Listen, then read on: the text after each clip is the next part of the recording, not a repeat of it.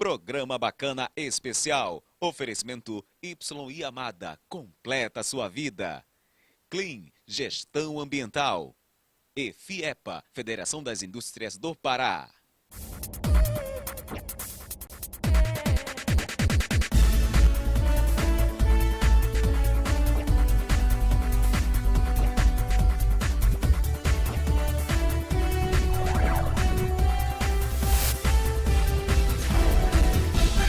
Senador, eu vou mudar aqui o foco do que nós estamos fazendo, porque o senhor me deu abertura para duas perguntas. Uma é a respeito do famoso 366, né? No último governo se debateu tanto, 366 milhões, e vai para a prefeitura, não vai para a prefeitura, vai uma parte para os deputados podem... Enfim, o senhor sabe me dizer... O que é isso? Não, que fim... tomou isso? Para onde foi isso? O que é que aconteceu com essa história toda? Isso nos dá a oportunidade de discutir também e de mostrar nessa avaliação um outro aspecto. Lembra que eu falei que nós tínhamos uma dívida de curto prazo? Eu ia chegar na capacidade de endividamento do Estado. Na questão do déficit e agora sim, nas dívidas que são contraídas a partir de empréstimos. Que não é que você teve um serviço que foi prestado e o Estado não pagou. Isso são aquelas dívidas de curto prazo que nós falávamos. Mas agora não, agora é que o Estado tomou o dinheiro emprestado para fazer algumas coisas. Nesse aspecto, deixa eu te dizer, se tem alguns desafios aí importantes. No nosso governo, ou seja, nos 4 anos que nós governamos o Estado, e eu vou dar o número para a sociedade poder comparar, nós tivemos de ingresso, ou seja, entrou no Tesouro do Estado, a partir de operações de crédito, um pouco menos de 400 milhões de reais. Tá certo? Nos 4 anos. No governo passado, entrou no Tesouro de operação de crédito, pasme isso, 1 bilhão e 600. De empréstimos. Só de operação de crédito, só de empréstimo.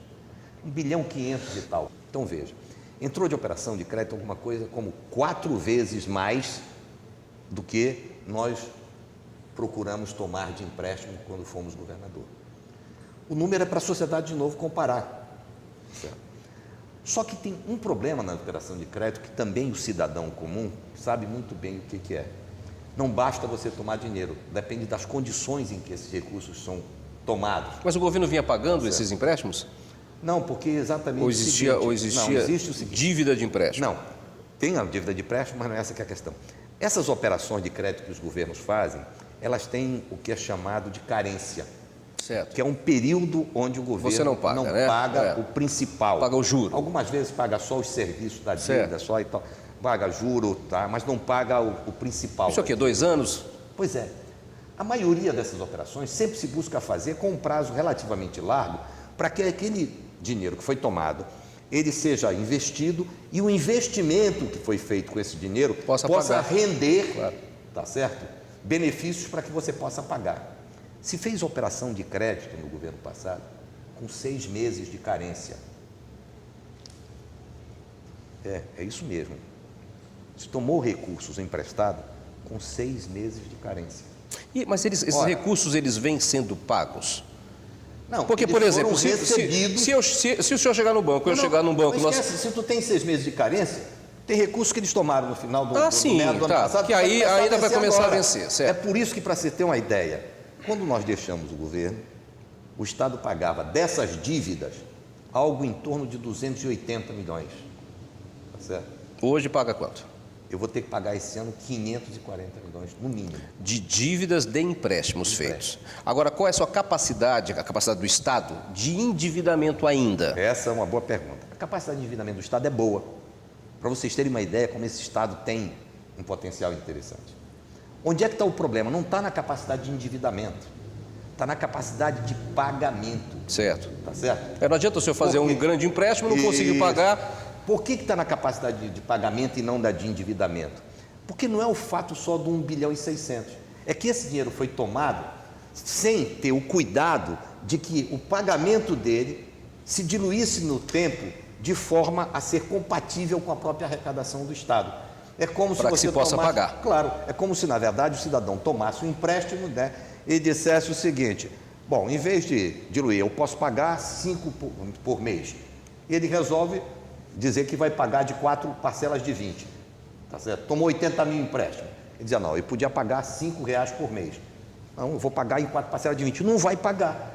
Então ele pode até poder tomar os 80 milhões, mas ou os pagar... 80 mil, mas ele não pode pagar porque existe um descompasso entre a receita e a capacidade dele de resgatar essa dívida. Então o Estado tem esse problema hoje. A capacidade de endividamento é boa, mas a capacidade de pagamento está comprometida por operações de crédito que foram feitas sem muito critério. Mas e o 366? Agora, especificamente o 366. O 366 foi uma dessas operações. Eu escrevi tanto do 366, toda a imprensa escreveu, vários deputados nós conversamos, entrevistas, tudo. Foi. Aí, passado um tempo, a gente fica a se perguntar, mas cadê os... 366. E são 366 milhões. A gente não está falando de 366 reais, né? Então, isso faz parte daquele 1 bilhão e 600 que eu disse que veio para os cofres públicos de operação. É claro que a sociedade deve se perguntar por esses 366, mas vale se perguntar por esses 1 bilhão e 600 que veio. Para onde é que é, sabe? Mas tudo bem, isso nós estamos vendo. Especificamente o 366 nós estamos levantando. Eu acho que esse empréstimo terminou sendo pautado por alguns equívocos, certo? Primeiro que foi uma data infeliz, né, governador? Um empréstimo não numa era época... momento já, né, já próxima de uma eleição. Uma operação de crédito dessa dimensão. Tanto que eu tenho, inclusive, aqui, eles tentaram fazer uma operação de crédito depois. Depois da eleição? O Tesouro Nacional, não depois da eleição, mas o Tesouro Nacional, inclusive... Depois do 366. Manda avisar que não ia fazer mais. Então, eu tenho aqui um ofício do final de dezembro, onde a Secretaria do Tesouro Nacional diz ao Governo do Estado que, como não foram cumpridos alguns ritos, ela não ia mais emprestar. Eram mais 66 milhões que estavam sendo negociados. Então, o que acontece é que o 366 terminou tendo uma aplicação confusa, tá? Que nós até agora, pasme isso, nós até agora estamos tentando recompor.